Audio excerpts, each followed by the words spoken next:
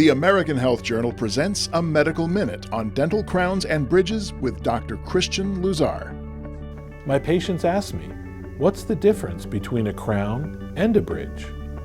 We use a crown when someone has a bad tooth and wants to restore its appearance.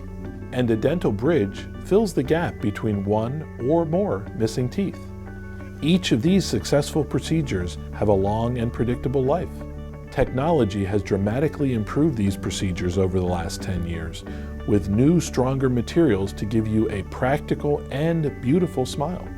This is Dr. Christian Luzar. Please call me if you have any questions on bridges or crowns and which one is best for you. For an appointment with Dr. Luzar, click here or call 760-674-8881.